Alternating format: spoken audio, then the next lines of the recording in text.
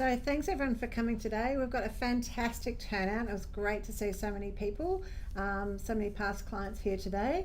So welcome to our first and hopefully annual Experience Design 2018 seminar. I'd just like to start before I introduce you to the other speakers who I'm sure you're much more interested in hearing about than myself. Just a little bit of background on the Peak story. So this is how we started basically. 15 years ago, in January 2003, I actually registered the business UXP Consulting. And I very quickly realised within a few days that talking to people, no one really understood what UXP was. UXP, when we were in 2003, was the acronym that stood for User Experience. Now everyone refers to it as UX. So I basically used a name, UXP Consulting, that no one really understood. So very quickly, within 5 days of doing a bit of research, I quickly changed it to Peak Usability.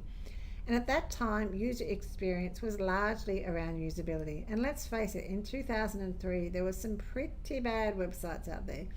And a lot of the times, the user experience was largely hampered by poor usability. Of course, now we know user experience is a lot more than usability. It's a lot of other elements that go into creating a user experience. But at that time, it was a name appropriate and that people could relate to.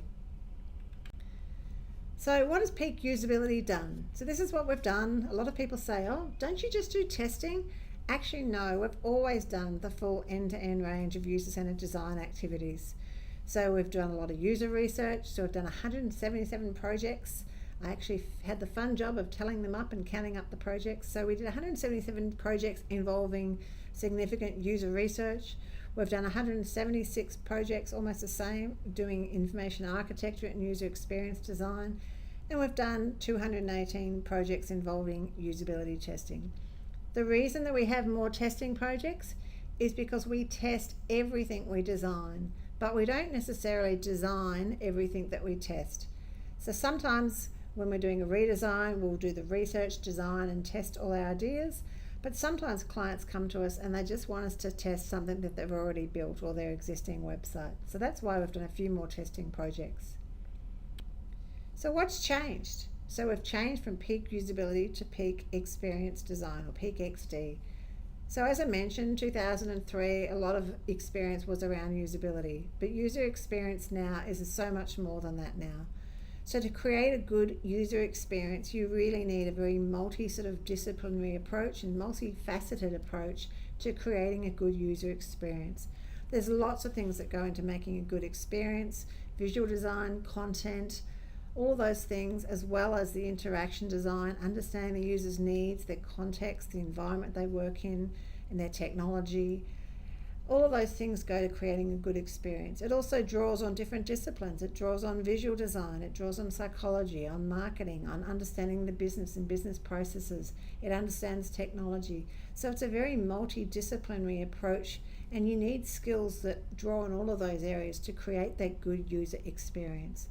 So our new logo represents the peak, if you like, going up to the peak, but not going down the other side like our old logo. So it's only a one way, only going up. And also the little triangles represent the multifaceted or multidisciplinary approach to creating that good user experience. And now it's more about experience design. It's more about designing omni-channel sort of experiences and not just a website experience. So it's designing end-to-end experiences across different channels and improving those. But otherwise, pretty much what we're doing is the same as what we've always done, but we've evolved our processes as well. So in terms of user research, we now do more things like customer journey mapping and service design. So our methods have evolved, but our fundamental user-centered design approach, remains true. Okay, so this is what we do. We do research, we do journey mapping, service design, we do UX design and wireframing and prototyping, we do information architecture, understanding users' mental models and designing intuitive information architectures. We still do lots of usability testing, although we probably should call it UX testing now. And we also do a lot of training. I've trained over 1,300 people in user-centered design since 2005. We also have partnerships with firms to do other things such as development. We do a lot of partnerships with Squiz and also your content writing, visual design, other elements as well.